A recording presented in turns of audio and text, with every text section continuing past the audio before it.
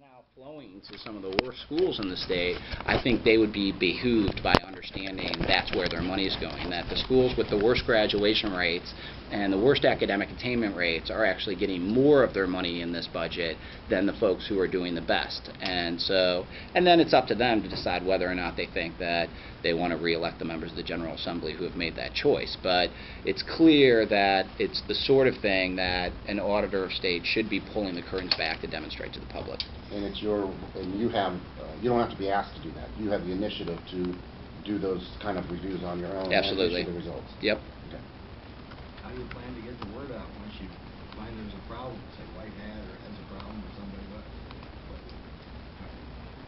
trying to get the public to understand. It's one thing to have the information, but the other thing is get the public to listen and receive it. Yeah, I've actually found that parents are fairly receptive to that sort of information. So whether or not you go to PTAs or various schools, and there's bipartisan agreement, I think, by a lot of us that this is a serious problem in a lot of communities where, I represented Dublin for the first couple of terms I was in office, not a bastion of liberalism by any extent, but there's a lot of parents who are very engaged in watching money being siphoned off the Dublin schools. And we've identified over $80 million going from A-rated public schools to F charter schools. And so providing information, obviously via the website initially, but also through PTA organizations and others, so that parents can make more informed choices with respect to where they send their children, seems like something that the state should be interested in, especially given the fact that we are at the very bottom when it comes to the performance of our charter schools. And so, obviously you can go through libraries and other things to give paper copies to folks who aren't actively on the internet and on the web.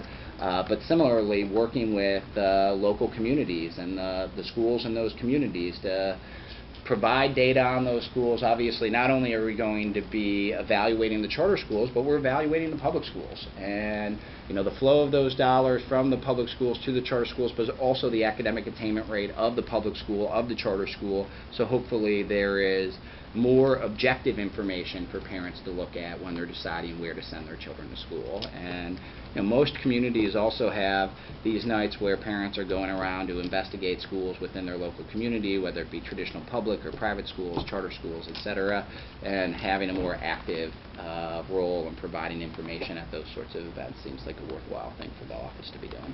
So why do you think, let's say, doesn't that seem to fall under the purview of the Department of Education?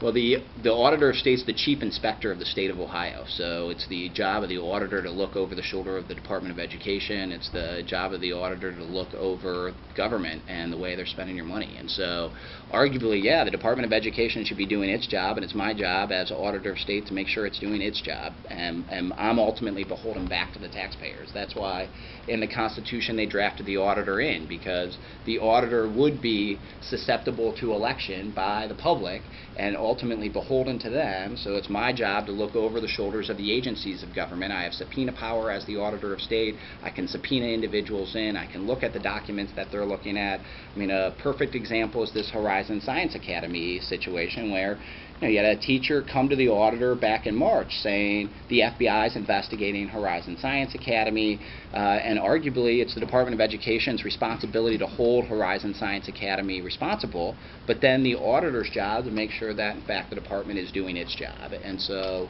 you are the ultimate check on the agencies of government as the Chief Inspector of the State in the role of auditor. And so and then you're the one who's ultimately elected by the public so they can hold you accountable to make sure that you're actually doing the job that they need you to do. So how do you think the current auditor has done with his work with the Columbus City schools and the data?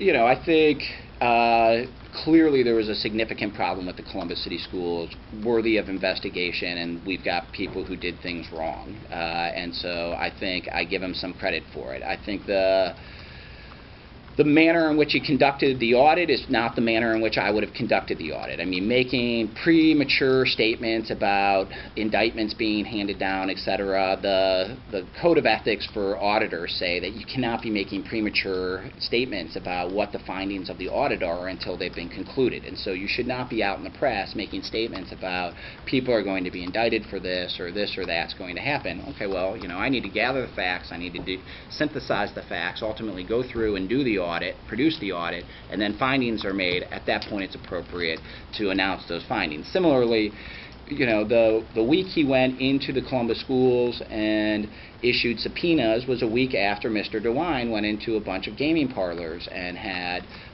issued subpoenas for documents. And so Mr. Yost basically did it the same way. He notified the press that he was going to go to a bunch of Columbus City schools, and then during the school day he showed up, and the press showed up, and police showed up while kids are in the classroom.